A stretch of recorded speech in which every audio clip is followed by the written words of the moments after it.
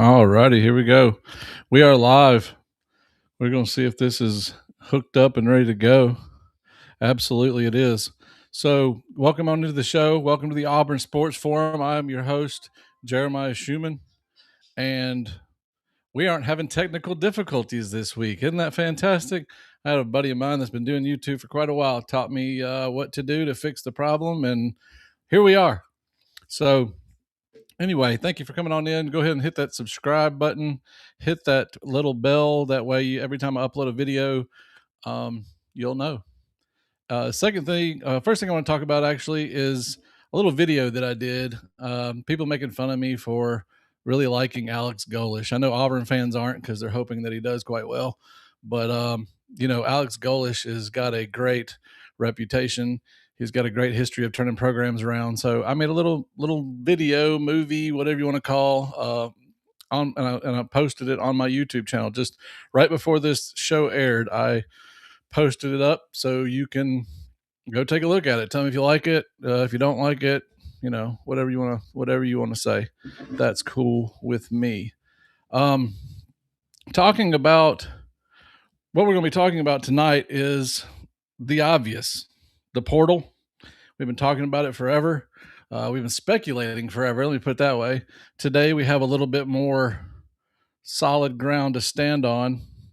Let me see here. But before I get into all of it, everybody wants to know about Byron Brown.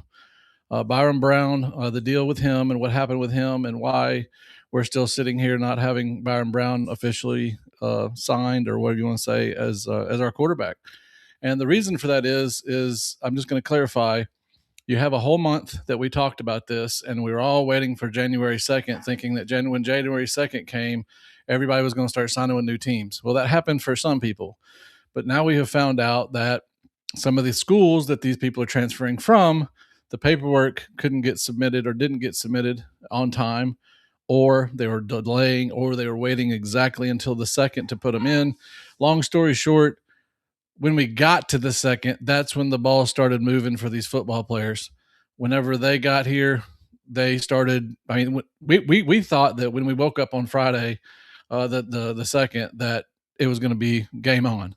Well, that's when the paperwork was submitted. Then it takes a little while for everything to be official. Then after it's official, then you can talk to your new team, and then just not everything can happen in a day. Some players already, the schools were ahead of the game, but most schools were not. Byron Brown was one of those that was not. He was not available to do anything till today. And when he was available to do something, he was here. He was on campus. He was on Auburn's campus, talking to the coaching staff. And I'm sad to announce this because, I was really hoping that I would have something to announce today. But as of right now, we have no Byron Brown. It's kind of sad because I'm truly excited about this kid. Yes, to answer the question, yes, his game will translate to the SEC just fine. I'm so tired of hearing that narrative. It's so stupid. I mean, this man is, I'm going to say this right because I've gotten chewed out for saying it because it's a diss on Cam Newton if I say it the wrong way. He is built just like Cam Newton. And in no way, shape, or form am I saying he's as good as Cam Newton or going to do what Cam Newton did, because y'all come at me hard when I say so. He is literally built like Cam Newton. He's like 10 or 15 pounds less. The other thing I was going to say is people say, well, Cam Newton's like 6'5" and he's 6'4", 6'3". Well, Taylor Davis said that this kid's every bit of 6'5", 6'6", no matter what his Wikipedia page says. So I'll go with that. But I'm just saying the kid is built like a Cam Newton, except for he can squat 600 pounds. Cam Newton cannot do that. So he's kind of a special athlete. And on top of that, we're going to go off and say Cam Coleman is the number one wide receiver in the portal. Well, they have officially announced that Byron Brown is the number one quarterback in the portal. So, I mean, y'all can just take that as however you want to. I don't really care. I just know this kid is special. And it's kind of funny how all the bad news is here. I mean, all the bad news has been coming. And all of a sudden, we're on the precipice of signing the number one quarterback in the portal. So I wanted to get that out of the way. I really wish I could tell y'all Byron Brown is here. I mean, as far as signed, I do expect it to happen by Monday. I don't know if they're going to do it tomorrow. They might. I really hope they do because I'm so tired of waiting on this kid. I just want him to be here in our jersey, doing what we have to do to get ready for the season. All right. So what we're going to do is I'm going to talk a little bit about the portal. I'm going to talk about these players. I have told people before when it comes to people that have not officially signed with us, I don't speculate on those kids. I will speculate on our players all day long. I feel like I've gotten to know them a little bit better. Not that I've met them, but I'm saying I've researched them, understand them, watched them play, yada, yada, yada. But the players that are coming in, I'm not going to know them from a hill of beans. So, and there's so many of them that I don't know who's coming, who's not. But I'm going to get into some names. But I do want to say for anybody wanting to know, because I've seen on my TikTok show, I remember my TikTok platform over there, that everybody's on board with me that we need to fix the offensive line first. Offensive line is key. I mean, even before the Byron Brown thing, but I think the Byron Brown thing is going to happen first. But I'm saying right after Byron Brown needs to be offensive line. And I know a lot of y'all agree with me on that. We're not going for the big name wide receivers right now. We're going for the big bodied offensive linemen right now, and that's what's important. So I want to announce that as well. That on X, everybody's reporting, all in the message boards behind the scenes.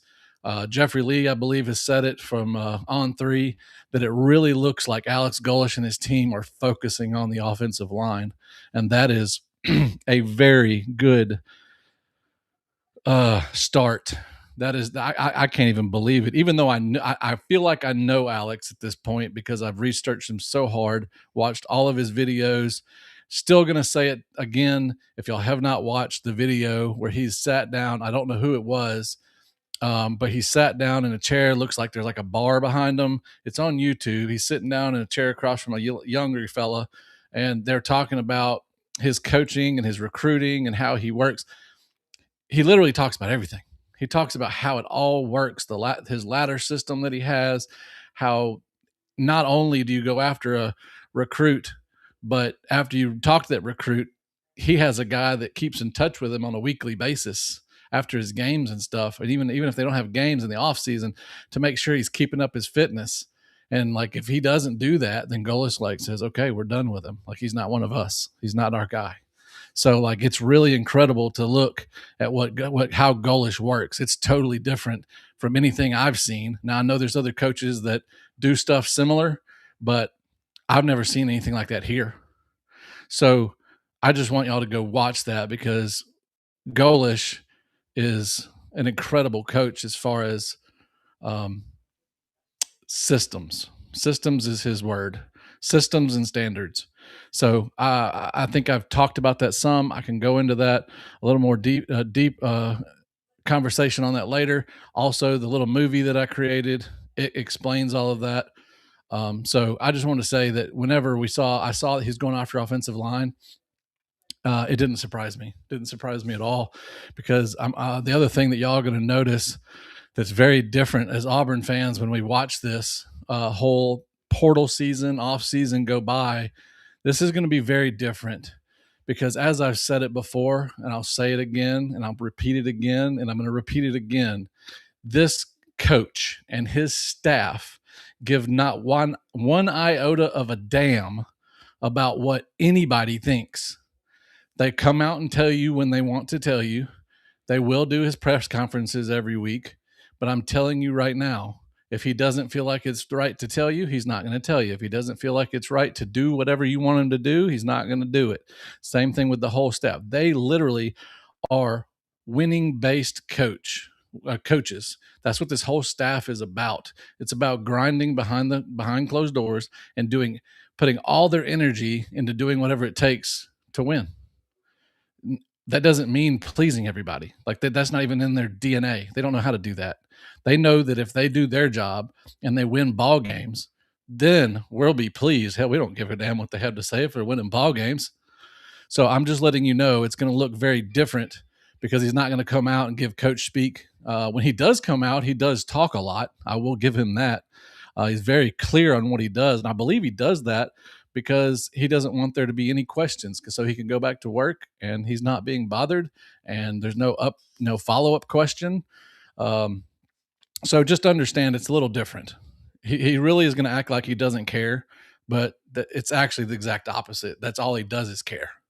So I hope y'all enjoy it because it's going to be kind of a wild ride because he's got an edge to him. And I know y'all saw that hat had an edge and, Golish with an edge. It was a big joke. Anyway, he does have an edge to him. And these guys that he's bringing with him, fantastic, fantastic staff. So I'm going to rein all that back in and talk about how he's going after the offensive line. He's talking to a bunch of offensive linemen.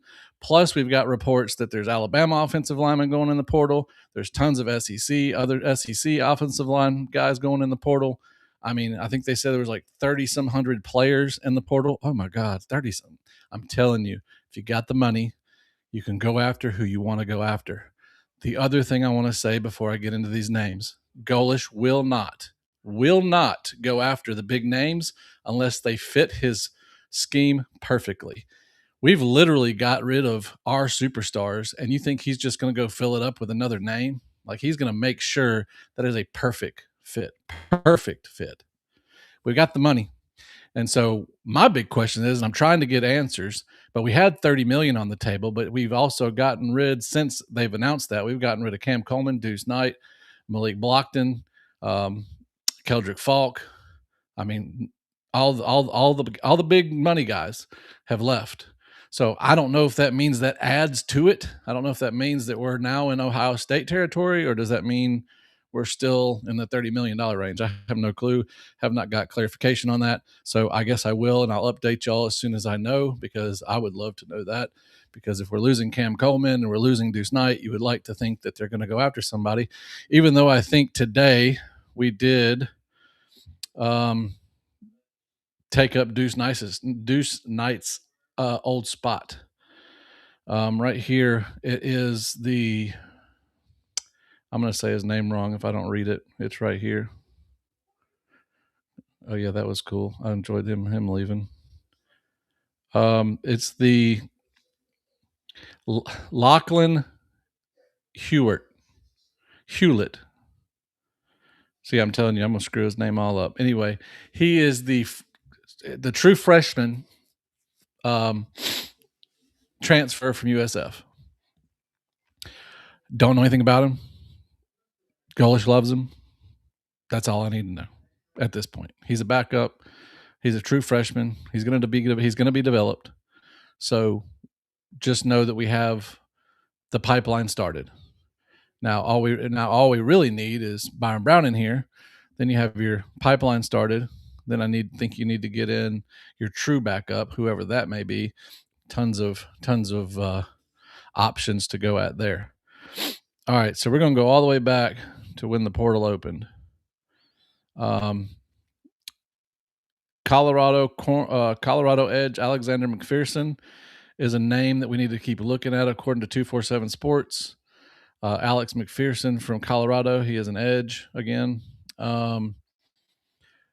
Arkansas State defensive line Cody Singler has announced he has an offer from Auburn. Auburn safety Tay Seymour has entered the transfer portal. Just a third or fourth guy on depth. It was just getting out of there. James Ash, another player we had, defensive lineman, he's entered the portal. And then Auburn has offered former Charlotte DB Dwight Boodle the second. So that's another DB to take up because we need depth there as well. Then you got defensive lineman Cody Singler is expected to visit Auburn. He's another defensive lineman. I'm telling you, he's interior offensive lineman for North Texas. I don't mind that because they were actually really good last year. Braden Nelson from North Texas, interior offensive lineman. Here's another offensive lineman from LSU, Ori Williams. He's a name that Auburn is eyeballing right now. He doesn't have an official offer, but we're definitely eyeballing him. Here's a good one. That wide receiver coach. The thing is, I get them messed up. We got Larry Porter and the other Larry. Anyway, I think it's really telling that he was the head coach there. He's the one with 29 years experience, and he's tight ends coach now, but he was the head coach at Howard, and his linebacker, Jaquavion Smith, is scheduled to visit Auburn per 247 Sports. Of course, we know Byron Brown is here. Ori Williams will visit per 247 Sports. That's another LSU offensive lineman.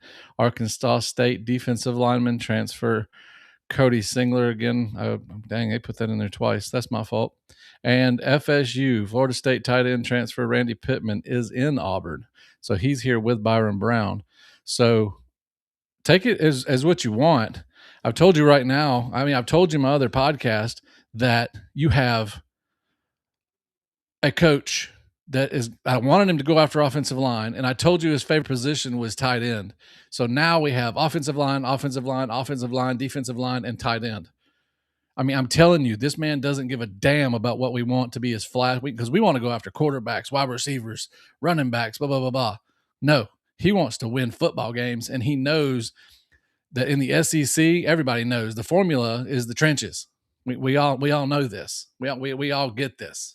So he's going after that. It's so exciting to me. I'm literally I really want to scream right now, because when I read that out loud, it's just, there's no flash players in there. It is literally trench, and tight end. And as I've said before, y'all are going to be amazed what this man does with tight ends, as far as the way he sets up the offense. Literally, he will set up the same play 2 or 3 different ways by moving tight ends around, and it throws the defense off. And then also this offense is it's about quick reads and explosive plays. That's all. It is the simplest offense. Everybody's talking about bringing John Gruden here. It has the most complex offense. If you've never heard John Gruden call a play, you need to get on YouTube and listen to it, because it's absolutely fascinating. And I've sat there and tried to memorize one, listening to it over and over and over again, and I can't do it. But this guy, his offense is very simple, but it's a bunch of disguised stuff. It's disguised, and it's quick. It's fast, up tempo, quick reads, and explosive plays based off the run. So that's exciting as well. Let me click over here to this other page and see if there's any other. Sorry, I had it pulled up, and then it decided it wanted to not do that. Okay, we have committed. Nope. Here's portal targets. Byron Brown. Yeah, we got Lachlan. That was his name, Lachlan. See, I screwed his name up. I apologize. Lachlan Hewlett. Say that fast 5 times. I don't think you can. Then you got Ori. I said Ori Williams, Jacavon Smith, Boodle. Hudson Powell is a long snapper. Oh, yeah. There's a lot of specialists that he's bringing in to interview. A lot of long snappers, like 2 or 3 of them. So let's see here. Not locked in. Well, not targets. These are freshmen or signed players Auburn really wants to mention. Okay. Let's see. Nope. That's just offensive lineman, linebacker, and quarterback. Andre Adams. I don't know who that is. And that's all it's showing right now on the Auburn Undercover. It's keeping everybody up to date. Oh, okay. Here we go. Got a couple other ones that just updated. Oh yeah. Also announced earlier today that Darrell Robinson is no longer here, which also said that sucks, because I literally pulled a bunch of his autographs. I'm a card collector, and I pulled a bunch of his autographs. So, good luck to Darrell. It stinks that you're leaving, because I think you had a lot of promise, but I have your autograph, sir. And what do I do with that? But other than just look at it, you're wearing a good uniform in it. So anyway, Michigan State running back transfer Mekhi Fraser, he may visit Auburn. If he does, it will be this weekend. They're pushing pretty hard for him to come down here and take a gander at what we have to offer. So that is the update for that, for the offensive line, for the transfer portal. It is 15 days long, so the news could come at any time. It can come today, tomorrow, in the middle of the night. Who knows how it's all going to work, because literally, as I've said before, this is going to be the craziest portal, because we don't have any more. We don't have the spring portal anymore. So it's just that's why I'm saying everybody's getting in and seeing what teams will give them, and then they get out. In the past, a lot of players didn't do that. They would see how the first portal season went and then jump in the second one if they felt like it was necessary. But who knows? So, with all that, I'm going to also announce that everybody's been keeping up with it. Cam Coleman has been offered. Well, Texas is pushing hard for him. He's set up visits with some really weird schools. I mean, I'll be honest with you, surprising schools. There's schools that aren't in the SEC, like USC. And then the last one really sucks because he has a visit with Alabama. But I do think that actually benefits our situation because, I mean, just my opinion, and I've said it for a year, I think Alabama's stock is going down slowly. I also think that he's going to get over there, and as of right now, there's better wide receivers that that like route running wide receivers over there than what he has. He might be like a red zone guy. I mean, kind of like how they do Ryan Williams. They throw him in occasionally to flash play type situation. So I think it really like lends a hand if he goes there. But I think it's better for him if he goes to like a USC or something because it gets him out of. I mean, he would do great out there. Plus, to be honest with you, we wouldn't have to play him. That would be even better. So that is where I am with that. My guest that I had lined up for the show, he is no longer in here. So I will just tell y'all about Byron Brown because I'm sure everybody wants to know about Byron Brown. Byron Brown, if y'all don't know about Byron Brown, he is supposedly, well, it can't have that happening. What the heck just happened there? Sorry, my screen screwed up. Byron Brown is a dual threat quarterback. He's like, there's a debate whether he's 6'4" or 6'6", 230 to 250 pounds. Now you tell me that doesn't sound like a Cam Newton type physique. It is. If you haven't watched his highlights, please go do so. You'll be doing yourself a huge favor. He's a dual threat quarterback. He has a, what do I say? He has tendencies, or he has the reputation of not throwing the long ball like he should. So, but if you watch his highlights, it seems like he does okay. He does rely a lot on the run, but I mean, he can throw the ball. So I'm not saying he can't throw the ball. I'm just saying they say he struggles there. I don't know how true that is because, like I said, go watch his highlights. Go watch like a full game. He seems to do just fine. But in this goalish offense, there's a lot of run to set up the pass. So that's kind of, he uses his quarterback as a running back, and especially when you have a dude that's that big, it works out just fine. Plus, if you go back to 2010, Auburn, when we had Cam Newton, went all the way to Game 5 when we played South Carolina, and then Gus Malzahn had this great idea to use the running back as a quarterback. So I'm wondering if there's any correlation there, because as soon as we decided to use Cam Newton as a quarterback, we started killing everybody. So I think that correlation is kind of cool. If they try to do some of the same type stuff, use him as a threat.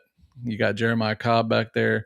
Whatever running back you get to back up Jeremiah Cobb can fill in the gaps, and then you have a third running back with your quarterback. So that is also something you have to think about with why he doesn't throw it or as much as he possibly should, I guess you could say. But when he does, it seems like it's just fine because, I mean, it's all built on speed. So, I mean, it is what it is. He does good with RPO concepts. Of course, we already know that. And he's a huge scramble threat, big play threat, relentless tempo, simple concepts. He executes violently fast. Now that's the other thing I kind of talk about and I think about whenever I watch him play. When he drops back, when you see like a 2-step or 3-step drop, he'll drop, and whenever you see a coach a quarterback, he'll come out when they land that back foot. That's kind of like they have to bounce off that back foot. That's what they want him to do. So it's like 3-step drop, bam, and it bounces forward. Almost like you spring off your back foot. This cat, I don't know what the hell he does, but he'll literally go back, and when he gets off that lap, that if he hasn't made his read by the time that back foot sets, he's gone. I mean, it's crazy because that's one of the things I've noticed about his play. Usually you hit that back foot, you look around and then you throw. But he is like, as soon as he gets to his final step of his drop back, if nobody's open, he's taking the hell off. And that's where he's special, because that's where you've seen him leap over people and run right through people. And I mean, and that's the other thing that scares me is, like, is he going to be able to run through SEC linebackers? I mean, that's going to be wild, man. The other thing that I was going to talk about with Byron Brown is the fact that we have Auburn fans around here that seem to don't understand that Deuce Knight wasn't ready. Deuce Knight, I'm sorry to say that. I'm a truth teller. If you watch the Mercer game and you say he's ready, you're crazy, because it's Mercer. I don't know if anybody knows who Jeremy Johnson was. Jeremy Johnson played for us, and we played a Sanford game, and he threw for like 600 yards and like 1,700 touchdowns. And man, he was an up and coming next biggest thing Auburn ever found. Played against good opponents and fell on his face. So what do you do? You know what I'm saying? I mean, like, you can't judge that off of that. And the other thing is, the kid's all about money. I hate to say it that way, but the kid's all about money. He's proved that. He showed that when he came from Notre Dame to here, because I told you Hugh Freeze is just throwing bags at people. Well, he came for money and he left for money. So that's all I need to know. And then you have the Mercer game, all thrown in there. Sorry about that. You have the Mercer game all thrown in there, and everybody thinks he's the second coming of Cam Newton. Like, do I think Deuce Knight can be an elite quarterback? Absolutely. Do I think he needs someone to teach him how to be elite? Yes. Caveat, watch Cam Newton's show. Cam Newton straight up said he's hanging out with these guys. He's hung out with these guys, not just Deuce Knight, but like other players that are hitting the portal. And he's asking them, why are y'all jumping around like this? And they are literally prioritizing money over being developed. They said there's no point in being developed anymore. Just show a flash here or there, and someone will give you a bag. If that doesn't tell you a mindset in some kind of a player, then nothing will. And Deuce Knight, at this point, is Marcel Reed. And we all saw what Marcel Reed did. He had flashes of brilliance, but he also, but as we all know, we're in the SEC. These coaches are going to find your weaknesses. They're going to come in there and they're going to find every single weakness you got. And what did they find in Marcel Reed? You put pressure in his face, he has no clue what to do. And that's what's going to happen with Deuce. Deuce is going to come out, have a good game, maybe two, and then they're going to figure him out, and he's not going to know what to do. He doesn't know how to read defenses yet. He can't read an SEC defense. He's never read a defense at this speed before. But guess what? Byron Brown has. Byron Brown has had those lumps. Byron Brown is about to go to the NFL, and he has one more season, and he's going to come back and run it back again. But he's done that. He's read those defenses. He knows how to do that. He knows when to run, when not to run, who to throw to, when not to throw to him. He knows all of this stuff. So everybody needs to calm down about losing Deuce Knight. Like, it's not that big of a deal, especially if he doesn't want to go be developed. He needs to go run off somewhere, get a bag, and be average. That's all I can say. Secondly, I think that when you have someone like Byron Brown coming in, you don't have to worry as much about the backup. Like, not to say it's not important, but Byron Brown had one bad season where he like broke his leg or something like that. Other than a catastrophic injury, this cat ain't going nowhere. Like, he's going to be one of the biggest players on the field. It's kind of like Cam Newton. And so the durability is really good there. So if you just can't find a backup quarterback, I think that's okay. I mean, I think we have to have one. So don't get me wrong there. We definitely have to have one. But I think it doesn't matter the quality of the backup. You have the pipeline with Mr. Hewlett or whatever his name is that we just got in there. I'm not trying to be rude to him. I just haven't learned him yet. But then you got Byron Brown and then whoever that backup may be. So I think that is good as well. But the other thing about bringing Byron Brown in is that we've cleaned house. That's the other thing that I think is so important about him being here. Is I was a little nervous about the Cam Coleman thing, because there were reports out here that Cam Coleman wanted to play with Deuce and Deuce only. He didn't like Byron Brown, the idea of Byron Brown coming in here for whatever reason. And now you have an entire wide receiver room. Yeah, you got like Bryce Kane and a couple other people that are still left, and they're very good wide receivers. But now you can literally go get whoever fits. Pardon me, man, my voice is going. Imagine that. You can go get exactly who you want for Byron Brown. So I mean, he's coached him for 3 seasons. So I mean, like, exactly what you want to go do. You want who you want to go get. So now you can go get him. You're already working on the offensive line, so now just plug and play the pieces that you need to plug and play around who you got. I mean, we literally have an empty board right now. The defense, we lost 3 or 4, but I think that was just depth pieces. As far as we can replace that with depth pieces, because oh yeah, I did forget. Holy crap, I'm talking about the defense. Anquan Fagans and Winters both said they were coming back. That's a big deal. I just totally forgot about that. I meant to make a video about that on TikTok. So both of those ballers are coming back. So that's a big deal. So you have all of that situation, but I'm just saying the ones that DJ Durkin lost on the defense, I think it's not that big of a deal. Yeah, Drake Crawford was a big deal. The other ones were not. And I think they're going to go get who they want in the portal. We got so much money. That's the other thing is, let me see if anybody is in the comments here. Cause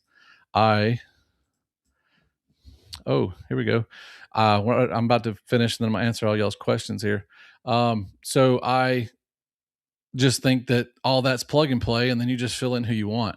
So this whole situation we're going into is fine because, as I've said before, the players are getting spread so thin in the SEC that you can literally win in a year. So all these people are saying, oh, we lost Deuce, we lost Cam, we lost, Malik Blockton, we lost all of them. So therefore we can't win this season. That's bullcrap. I mean, look what Indiana did. It took them, they were winning their first season and now they're running for a national title in their second. It's all about mindset here, folks. And that's what Indiana did. And Indiana is about mindset, and the way they play it's all mental. It's a physical game, but it's all mental. It's mental fortitude, positional play, and just like being just dogs out there and making sure that you cover your area and you believe that your brother's going to cover his area. And that's just how they win ball games. And they're doing it. They've done it. This is season 2 for Mr. Signetti up there. So to sit there and say that we're not going to do that in year 1 is nuts. I'm not saying we're going to win national title. Now that's kind of nuts. But to sit there and say we can't win 8 or 9 games, that's crazy. I've gone through the schedule. Probably won't do it again tonight, but it is what it is. So let me answer a couple of these questions because I'm seeing a couple of things I want to see. I see a couple of things I want to read. I'm sorry. I'm going to get my words all mixed up. Man behind the mic, are you there at all? I don't know if you're there. If you're there, you can show your face. You want to come up or no? Okay. All right. Whenever you want to. Okay. There you go. Anyway, you there? You're good? Yeah. All right. So it says, let me start right here. I'm going to start with this one because I want to know what the heck that means. If Voice of Reason is still in here, it says the Eagle has landed. I repeat, the Eagle has landed. Have they reported that Byron Brown is signed or something? I'm guessing that's what that means, but I I know, but haven't checked my I sources. just checked it before I came on here. I have to go back and check if Main Easy broke it or I'm not sure. but I haven't checked. I'm not sure if he's there or not. We'll find out. That's absolutely crazy. It says, let's see here. Yes, speed, exactly. Voice, yep, speed. I'm waiting to see if he says something real quick. I'm waiting to see. Voice of Reason was in here last week, and he was telling some stuff too. I went and researched, and it was all true.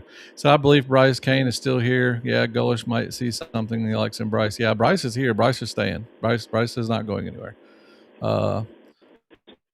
SEC pockets are deep. Yep, they're talking about Cam Coleman. Oh yeah, Tootle at linebacker seems locked in. Yeah, the Tootle brothers. I don't know if anybody knows about the Tootle brothers, but they're. I'm telling you, they love DJ Durkin. They absolutely don't love DJ Durkin. That's why they're here. If DJ Durkin leaves, they're leaving. Oh yeah, Ryan Gee is also. He said Ryan Gee is coming back. I don't know if you have watched tape on him. He's like he looks like Rob Gronkowski. I'm not even gonna lie. He is built just like Rob Gronkowski. And there's a couple videos out there of him making like one-handed catches. So um, I wish someone would confirm what voice of reason means by this. It says the eagle has landed. Like I want to know if that means Byron Brown has signed or whatnot. I don't know. It's full. I hope that's what that means. So, like I said, you can check after the podcast. Say it again. Guess we can check after the podcast and see if that what that means. Oh yeah, yeah. I just want to know now. I mean, hang on. If nobody minds, I'm literally gonna look on X real quick. Because if he's signed, I'm probably gonna flip this table over. I know we have their backup committed. I know that was reported a few hours back. Oh, it does. Yeah, it does say that McKeely, McKee. How do you say that? McKee Frazier. He's a running back for Michigan State. He's locked in to his visit to Auburn. And then, no, I'm not seeing anything about Byron Brown. I'm not seeing anything. Let's just make sure here. BYRUM. Byron Brown. Come on, baby. Yeah, that was 3 hours ago. No, it hasn't happened yet. Oh, hang on. What in the hell is that? Now, I don't know what y'all want to do about this. I can't show this on screen because I can't share my thing, but I'm really big about who says what. And so, but this is kind of a big deal because it's Tank Bigsby. And you know, these players talk and they know what's going on. Because if y'all don't follow Anthony Schwartz, please do so. Because Anthony Schwartz gives out some great information. I mean, he talks about the dirt too. Anyway, it says right here, as of 2 hours ago, take this or leave this. Don't know if this is real, but this is Tank Bigsby's official account. He says that Byron Brown is officially an Auburn Tiger. That's huge. Now, I don't know. Like I said, he's the only one saying that. I mean, on 3, Pete Nakos is saying that Byron Brown is going to Auburn is at 100%. You know, I don't know what that means. I would trust it if it's Tank Bigsby. If it's his official account, then I would trust it. Yeah, he's not an official scout by any means, but yeah, that's pretty crazy. Tank Bigsby. I mean, if it would have just been some random person, I probably wouldn't even have done nothing. But no, he doesn't. No, it didn't say. Hey, Auburn thaw. It didn't say he was in Auburn. He said he's officially an Auburn Tiger, is what it says. I mean, there's tons of accounts that are saying he's in Auburn, he's visiting Auburn, but Tank Bigsby 2 hours ago said he's officially an Auburn Tiger. Now, I don't know. Yeah, you can believe it or not. Exactly. I'm waiting. I literally wait for like 247 or Justin Hokanson on 3 usually does a good job announcing that kind of stuff, you know. Or so anyway, I kind of wait for those kind of guys to come out and say something. But man, Byron Brown is man. I'm sitting here just waiting on the news. I could have sworn it was going to be here already. There's tons of pictures of him, you know, in Auburn uniforms of everybody's doing AI or whatever the case may be. But anyway, yeah, so we're just slowly creeping stuff out. And oh, he said roll Ty. We need to send Ty Simpson over there. Hell, I'll tell y'all, the other day when Ty Simpson got benched and Austin Mack came in the game, Austin Mack didn't look too horrible. He just was thrown in a bad situation.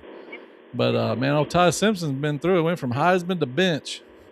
That's crazy. I mean, I'm not that Auburn's doing any better, so I'm not talking a whole lot of junk. I love that Alabama fans are in here. That's actually pretty cool. I actually don't mind them as long as they're, not overly rude. I don't like doing all that. I don't play that game. But anyway, if there any questions anybody has, or hey, if anybody wants to jump up here, hang on, I'll do that too, just in case anybody wants to jump up here. I will post the link. So you have any thoughts over there, man, behind the mic? I mean, I hadn't let you say anything yet. Have you got any thoughts there? I'm just waiting on the news that it's official Bible Brown.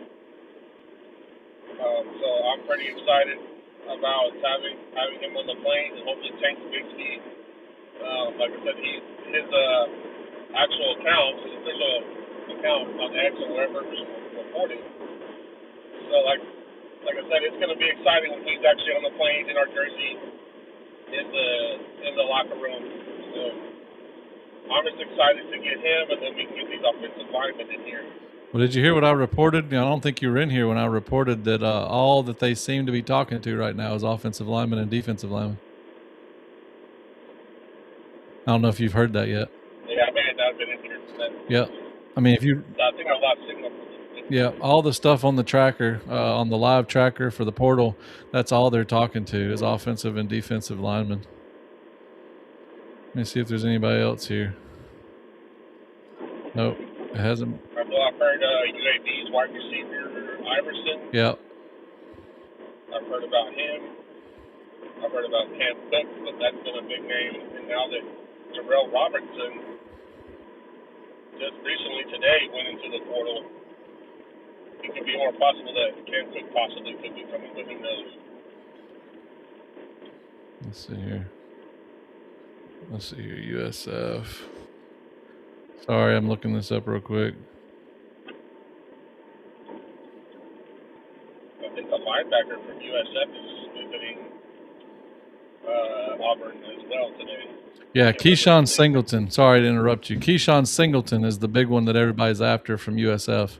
He's going to come to. I mean, he's got a visit with us, but he's also got a visit with other big time SEC schools. He was their number one wide receiver over there. And then the true freshman wide receiver, Jeremiah Cogger, I think is his name, Jeremiah Cogger. He's a true freshman wide receiver from USF. He's in the portal. I'm telling y'all, that's the other thing I'm going to talk about for just a second. When we had the potato over here, Mr. Harson, when we had the potato over here, he was like a top. He was what did he do? He went like undefeated with Boise State. Didn't he take him to like some kind of a championship or something? Anyway, that's why he was sought after or whatnot. But anyway, when he came here, there was no Boise State players to come with him. I mean, like he had that at the time. It really wasn't reported, but looking back on it, that's kind of a big deal when you're this big, successful coach, and then you go get a big gig and nobody comes with you. I think that's kind of crazy. So, anyway, on the flip side, you have Golish that's coming from USF. And it seems like all of his players are at least coming to talk to him and give him a shot. It's almost a foregone conclusion he's going to get his quarterback. I think he's got a damn good shot at getting some of his wide receivers. So that's kind of telling to me. It's like there's two different situations, but they're kind of similar because they're both coming from lower schools, but getting a big gig, and one doesn't have anybody following them, and the other one does. What do you think about that?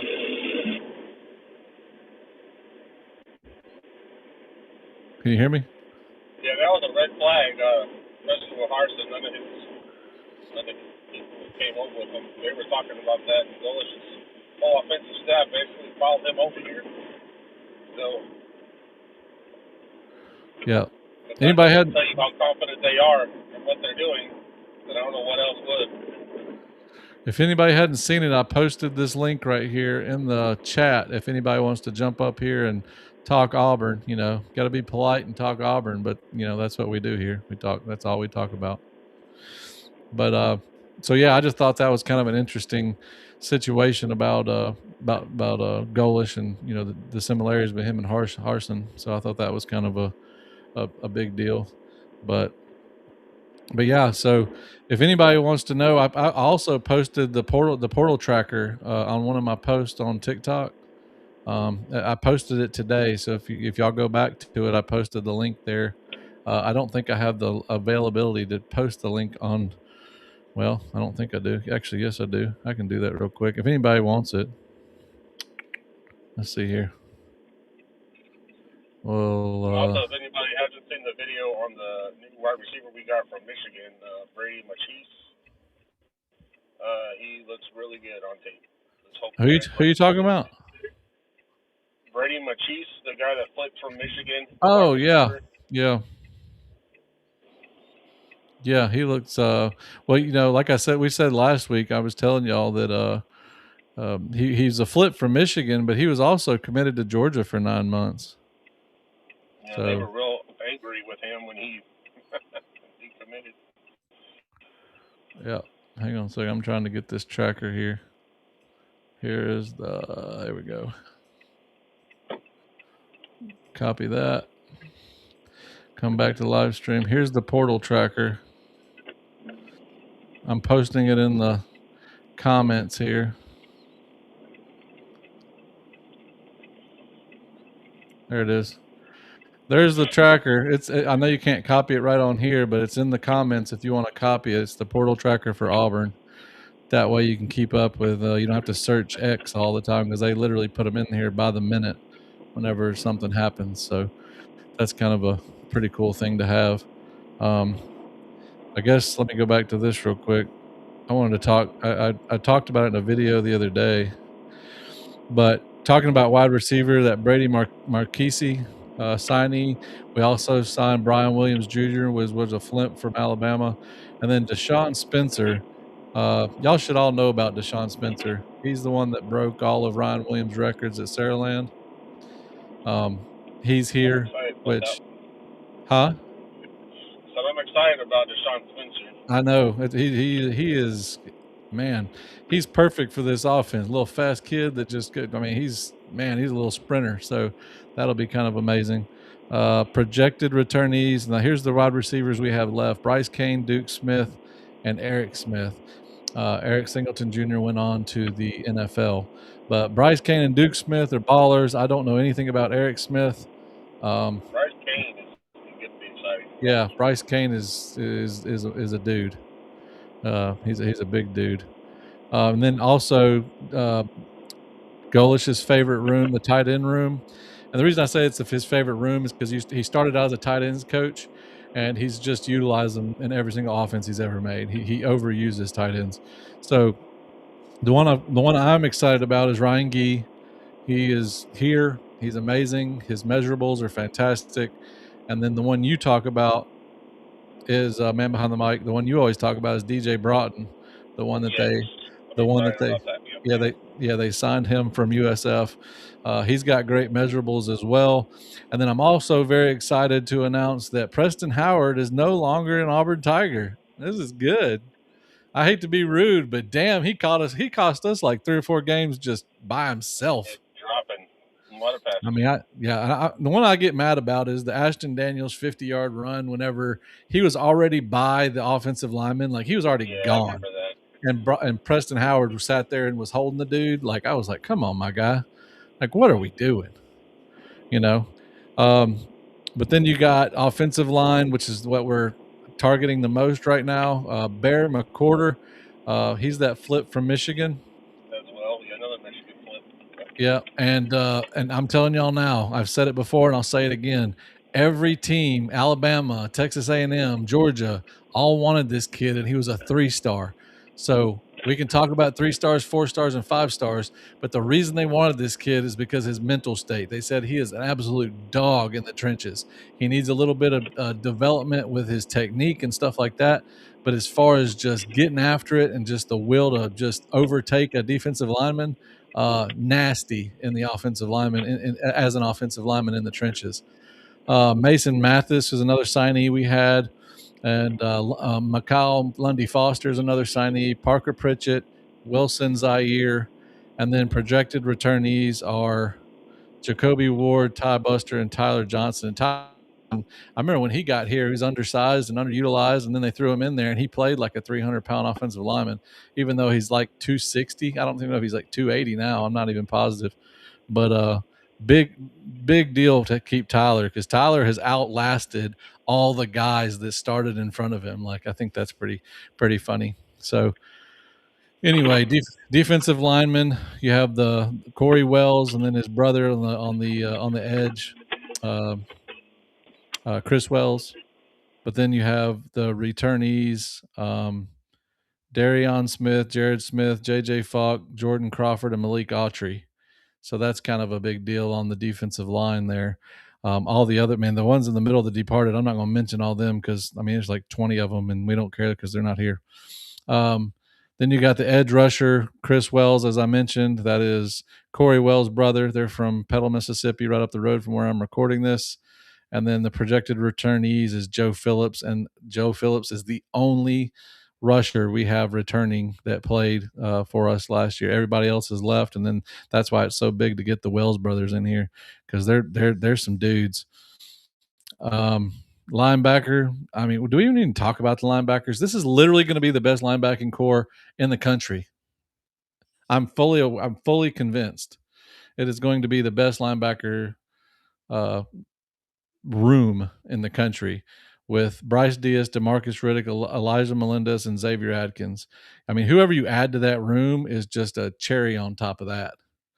The ones that left, I was fine with. It did not bother me one bit that Robert Woodyard wasn't here or Caleb Wheatland. I know that they both were good players, but those ones I just mentioned, Diaz, Riddick, Melendez, and Adkins, that is one hell of a tandem of linebackers. So whatever you add to it, cherry on top. Way to go.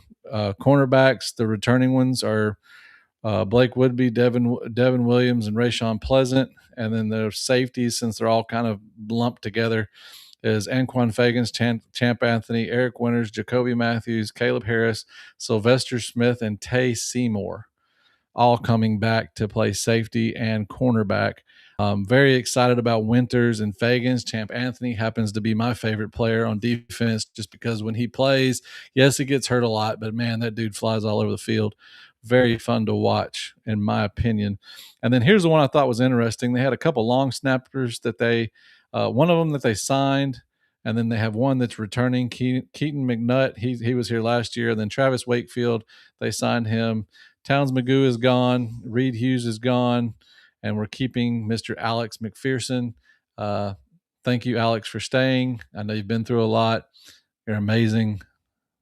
I'm so glad you're an Auburn Tiger, because you're one hell of a kicker and one hell of a person. I'm going to help my mom unload real quick, and then I'll be right back. Okay, that's fine. So then that's basically covers all the defense and special teams. So let's run back up here, and I'll go through this. I'm still just trying to – yeah, Tate Seymour's gone. Yeah, he's gone. Did I not say he was gone? Did I say he was here? If I did, that's my bad. Where did it say right here? Yeah, I said he was here. He's gone. My bad. My bad. And then we got quarterback, Rise Brush. He was the guy that Golish really likes. It's a Golish guy, 3-star. But if you look him up, he's very aggressive. He did very well because he had some dudes around him. Like, he had some really good wide receiver core where he was from. So I'm hoping that, his development works out. All the quarterbacks are gone. Returning running backs, we don't know. We haven't heard from Alvin Henderson yet. That's a big one, because I know a lot of SEC teams are after him. I also know that this staff loves Alvin Henderson. They have reported that already. Darrell Robinson is gone. Jeremiah Cobb, please stay. Oh my gosh, please stay. And Omar Mabson, I'm cool with you staying as well. Like, you need some development, but I'm glad you're at least not leaving yet. So Alvin Henderson's the big one, since Darrell just left. So it really just kind of depends. All these running backs they're bringing in here, I don't know if that means that, because we had Cook from Jacksonville State. We got the Michigan State guy. I think there's like a Virginia guy, the one that Larry Porter coached. So I don't know how that's all going to work, because if you bring another one in, then one else, I'm pretty sure one has to leave. So I don't know if Alvin's on his way out, if they can't get a commitment from him or whatnot. So anyway, but that pretty much Go well. Here's offensive lineman. We already talked about that. What? Oh yeah, here's the projected returnees: Broderick Scholl, Jacoby Ward, Kale Ellis, Ty Buster, and Tyler Johnson. Oh yeah, I talked about them. Okay, so yeah, that's everything. So yeah, I'm getting. Anybody got any questions? Anybody want to come up on panel and talk, or no, or maybe?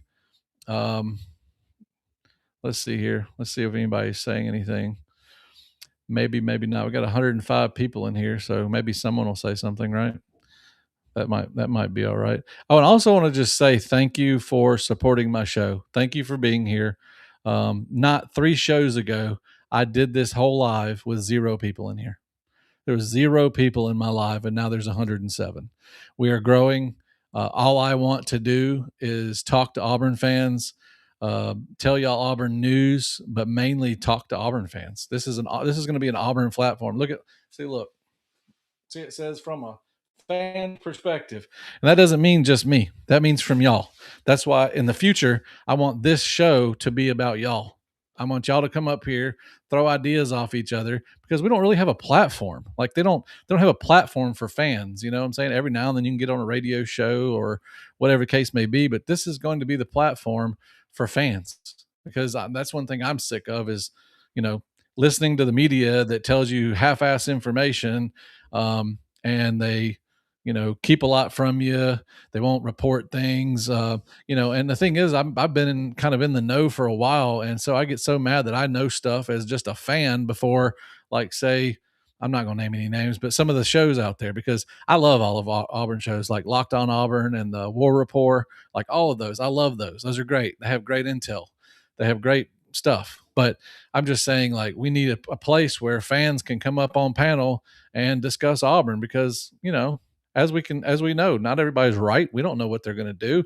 Love to talk about it. So I just want to say thank you for making this show what it is in just the short period of time that I've had it. And I hope that this continues for a long, long time. Before we get towards the end of the show, since no one is messaging me or anything saying they want to come up on panel quite yet, I can't wait until someone finally does. But the basketball game today, if y'all interested in Auburn basketball, we played Georgia today, SEC opener. And to be honest with you, we had a lot of fight in us. We had a lot of fight. Um, it looked kind of miserable at the beginning. We were keeping up with them. We never, like, I think we got down 7 points at the most, and then it came back, but we never really got a good lead. We got the lead in the second half one time in the second half. And then after that, we went and they got it right back. And then it was like, oh, well, game over because they stretched the lead out 5-7 points within under a minute and all this kind of stuff.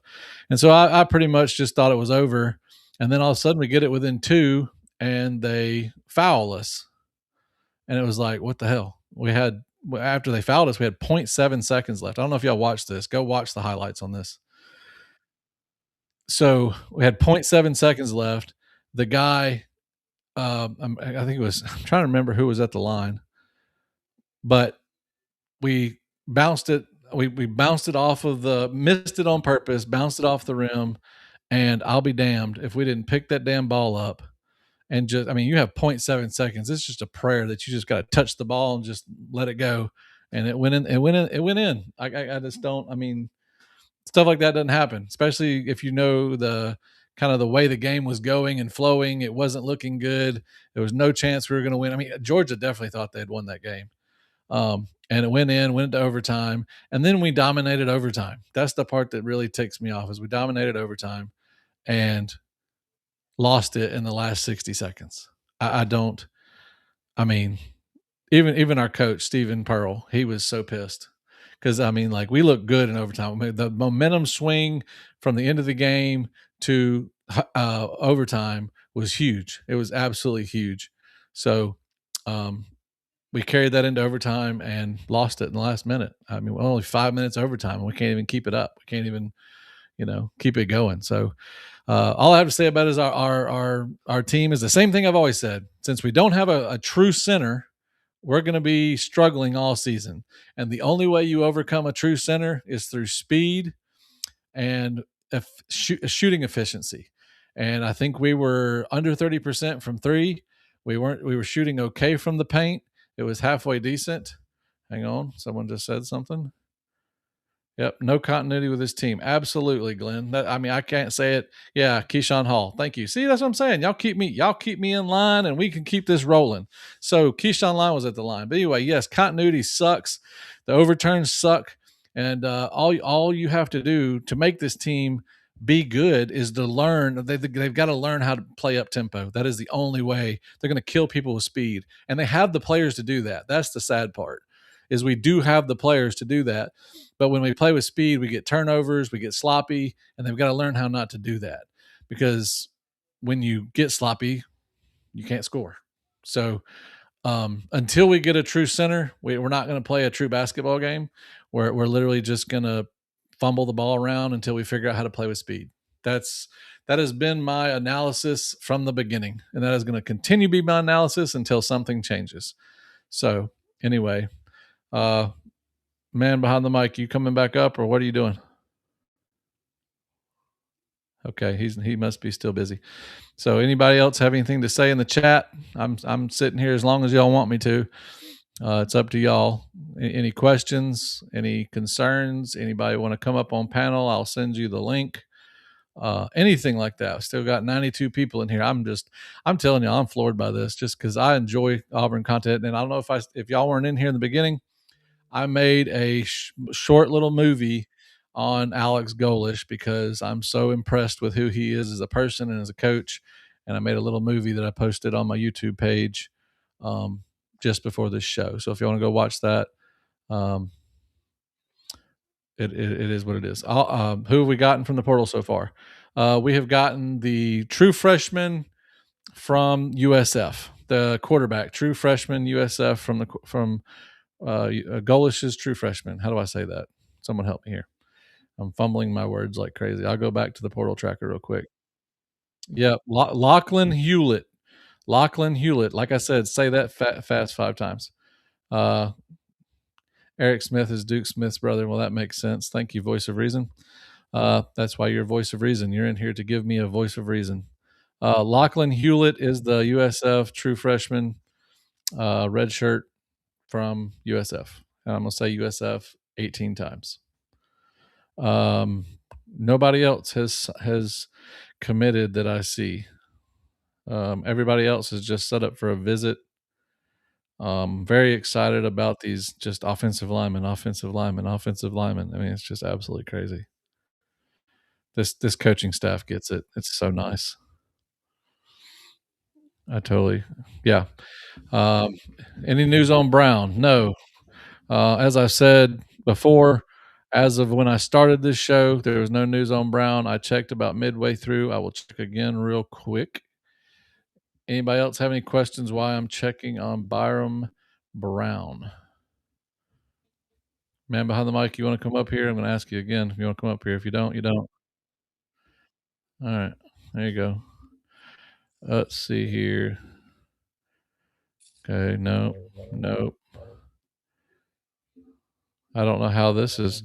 That was 4 hours ago. Don't know what that means. I say we may not hear anything until Monday, but you never know. Yeah, that's what there's one person on here that I really trust her. She knows a couple people from Auburn, and she just said 4 hours ago that Auburn's getting screwed. I don't know what that means. I don't know. That might have been the basketball game. I think that was the basketball game. Yeah, that was basketball. Yeah. Yeah, I think that was the basketball. Okay. So, yep. Voice of reason. You need to come up here, sir. But you don't ever want to come up here. You've been in all of my lives, sir. I would love to chit chat. But anyway, is the punter coming back? I have not heard. Mr. Australian punter, is he coming back? I haven't heard if he's coming back or not. A lot of people don't want him back. They said he was horrible. Yeah, I understand. Everybody's making jokes saying don't get your punters from Australia or whatever. He did good for so long, though. Yeah. Let's see here. I'm double checking that as well. Hudson Kayak transfer 2025. Let's see. Okay, so I did see somewhere for a voice of reason. He said it was that he was on. He meant to say he was on the planes. It wasn't. It's he's saying it's going to be imminent, but he said it. He meant to say that he's on the plane at Auburn, not that it's official that he's actually committed yet. Oh, what Tank said? Um, no, from what voice of reason was trying to reiterate what he was saying. But like I said, Tank Bigsby, I would trust his source. But like I said, they just haven't broke the news yet. Hey, voice of reason. If your name is Corey, just say yes in the chat. I want to know if your name's Corey. Let's see here. Well, okay, and there's another comment. See here, I'm gonna show y'all this. It says the Byron Brown stuff should have kind of been hammered out already. Got to have the QB to get top receivers. Now, yes, I agree. You have to have quarterback to get the top receivers. But I'm going to explain this again because I think it's important to not to be a jackass, not to be rude because I'm not that guy. But I'm just explaining that as fans, from our point of view, we were waiting till January 2nd as if January 2nd everything was all the players were just going to go to the other schools. And that's not how that works. They didn't do a damn thing with paperwork until Friday. Like the schools started the process of transferring them into the portal. Then after they get in the portal, then they have to go to their new team visits, figure out contracts. I mean, you just can't do all that in a day. Now, some of them, yes, we all know tampering, we all know whatever, and they all had it all ready to go once it was official. Because I will tell you, there was stuff out here where schools were literally dragging their feet at submitting paperwork. So, um, the fact that we don't have a Byron Brown right now is not too concerning. I mean, because we do know his story. He wasn't available to even talk to anybody Friday. He couldn't talk to anybody till today. That's why he's in Auburn today and not yesterday. So, anyway, I I guess just just wanted he's to, probably still there. I mean, probably having dinner with Coach. My God, yeah, we definitely need Brown, boy. Whoo, boy, you want to see me go crazy? Let me. I'm getting Newton vibes all over again, just because I know what a big guy that runs the ball does for your offense, opens up down the field, and I'm gonna tell you this: the wide receivers we're gonna have versus the wide receivers Cam Newton had, night and day. He had okay wide receivers, and yes, I know our boy was in there. Cody Burns was in there, and he's a good wide receiver, but he didn't have any kind of elite talent by any stretch of the imagination. Not Cody Burns, but just any of the wide receivers didn't have like elite talent as far as being a wide receiver.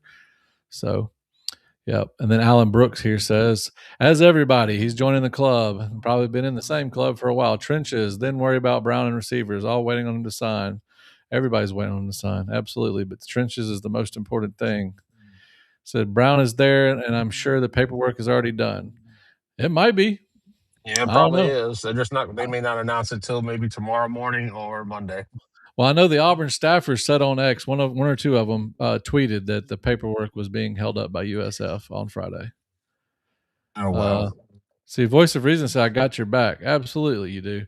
You've been in every one of my shows. Are you ever going to come up on my show, Voice of Reason? Ever? Don't be shy. Yeah, he's very knowledgeable with Auburn. Yes. He's extremely knowledgeable, and that's awesome. That's what I'm saying. That's who I need up here with me because I'm extremely knowledgeable, and he can add to my little gaps. You know what I'm saying? Yeah. That's that's always that's always good. So anyway, but I'm just waiting to see. Anybody else have anything else to say? Anybody else want to come up here? Otherwise, we're 10 minutes past our hour. So, and I don't mind staying on here. I don't have a problem with it. I just want to make sure everybody's had their chance to come up here because we do this show every Saturday at 6 o'clock, every single Saturday. And I post content here on YouTube all week long. Um, Shorts mostly, but then about once every couple of days, I got a longer form video that I put out. Something I think that I need to go into depth about and talk about. I'll post it up there as well. Um, and so anyway, just follow me on here on YouTube and hit the bell so you know when I upload a video. And also follow me on TikTok. It's the same Auburn Sports Forum. Weagle says, any insight on why the portal opens before the season is complete. It's insane. The benefits no one. It should be February 1st. Yes, then they're trying to fix that because the NCAA is a bunch of morons. That's pretty much the best thing I can come up with. The schedule for this whole situation, the early signing period needs to be gone. We need to literally let the playoffs play out, and then you have portal, and then you have signees. I don't understand why that's so hard. I really don't understand how they can't. You have a group of grown men that make a lot of money and can't figure out what month to put the portal and what month to put early signing day and what month to put regular signing day. I think it's kind of crazy that grown men can't figure that out because I mean this whole Lane Kiffin situation is going to piss me off because I don't know if y'all heard about this, but they have not. Ole Miss, and I repeat, has not announced that the coaches that have coached them to this point without Lane Kiffin, they have not announced that it's guaranteed that they'll be there for the next round. That's scary for Ole Miss. And I live in Mississippi. I got a lot of friends that are Ole Miss fans, like tons of them. And I'm not an Ole Miss fan, but I am going to go for them because the only SEC school left, and everybody around where I live that I know either is Mississippi State or Ole Miss. So I'm going to go for my in-state school for a short period of time. But just the fact that a school that has never been to the playoffs before like this, in a situation where they are playing well enough to win the damn thing. Yes, Indiana's going to be tough to beat, but they can make a good run at it, and they don't even know who their coaches are going to be. I mean, these players might just win this off of grit. I don't know. More power to them. So anyway, to answer your question, Weagle, the NCAA is a bunch of morons. That's the answer, and they need to fix the crap. That's what they need to do. All right. So then Billy McGee says there's probably got a couple good ones to say that committed, so probably going to say all of them at once. Oh, so you just think they're going to hoard everybody until they want to announce everybody? Maybe. I mean, like I said, Alex Goers don't give a damn. He'll do whatever the hell he wants. I promise you he will. Whatever he thinks is best for his situation. If he thinks it's best to not tell us about Byron Brown until he signs somebody that it's just going to benefit him to keep quiet until they sign somebody else. I mean, maybe. I don't think that's the case, but we'll see how that all goes. But all anyway. I know is I heard Nick Saban saying they should push it back to May, right before spring practice. Yeah, well, I mean, I'm an Auburn fan that respects everything that Nick Saban says, so I'm not a hater. I'm really not. I mean, the man did. I would agree with that assumption. I mean, he's not wrong. I mean, it's a good point. Yeah, I mean, Saban's not crazy. I actually like some of the things he says. Yes, those players are pissed. They're on a mission at Ole Miss. They are, and it's crazy that they have to put up with this junk. I mean, Lane Kiffin is a coward. I hope he just rolls over and sucks at LSU. I hope he can't get who he wants, and I hope his first season's horrible. Just because the way he and I did. hope Trinidad Chambliss stays at Ole Miss, just in spite of him. But like I said, that young man is for real. If y'all have not watched him play, especially against the Georgia game, that young man has earned my respect. That he won that game. He really did. The thing that makes me mad, I got your voice of reason. Anytime you want up here, man, come on. The thing that makes me mad is that how long was Kiffin there? 5 years, 6 years, something like that? Yeah. He's there all these years and finally gets a team together that's willing to fight and play like they're playing, and he's like, peace out. All over some money. I mean, Ole Miss would have given him that money. I understand you go to LSU and Daddy Saban told him it's the best job in the country and blah, blah, blah, blah, blah. I mean, I get all of that. I get the advantages of LSU versus Ole Miss, but appreciate that, Faith. I really do. God bless you too, my friend. But I mean, you go, you go and you build a program like that just to dime them out like that. It's so wrong, especially I mean, if it would have been like USC, like he did USC, they'd already been there, done that. I mean, Tennessee was horrible, but they'd already been there, done that. Ole Miss has never been to the promised land, and he was, it's so, I don't know. It's heartbreaking to me. I really don't understand it. I just hope that if they do win it, I hope they troll him. Hey, Kenny Martin says I'm an idiot. Here you go. He says you are an idiot. Thank you. I appreciate that. I mean, that is awesome. I love the people coming in here calling me an idiot. I sometimes agree. My wife would also agree. So I appreciate the nice comment. I'm an idiot. Anybody, anybody else? Anybody else want to say any nice words like Mr. Kenny Martin out here is calling people idiots? Got All I know 90. is you had 39 in here last week, and now up to 92 was at 106. So that's it's a big. Yeah, and that's why I was saying thank you to everybody because I definitely uh, I know I pushed it out on TikTok, so I mean, yeah, like and 3 or 4 times. I definitely appreciate it because this is a lot of fun. So all right, well I guess I'm going to end it. Now everybody's kind of done on here, so I guess I'm just going to call it a day. But I will see. I guess I'll see you on If TikTok in a Cam little bit. goes to Bama, he's dead to me. If he goes to Texas, I'll wish him well. Yeah, if he goes to Cam, he's dead to me. If he goes to, I wish him. Oh, okay. Yeah, I mean, I guess that works. And we don't play Texas, so I think at both of those places, he doesn't play up to his potential either. I don't see how he plays up to his potential at either one of those places. That's just me. he needs to develop more. I can be wrong. I mean, the thing is his development could take him to a Randy Moss status, but he's not going to let it because he's too worried about the damn money. His agent's just killing him. But anyway, all right. Well, I appreciate y'all coming to watch the show, Auburn Sports Forum. I am going to be here next Saturday, 6 p.m. Follow me here, subscribe, hit the bell, go to TikTok, same name. I appreciate it. And as always, until next time, Lord M. Eagle.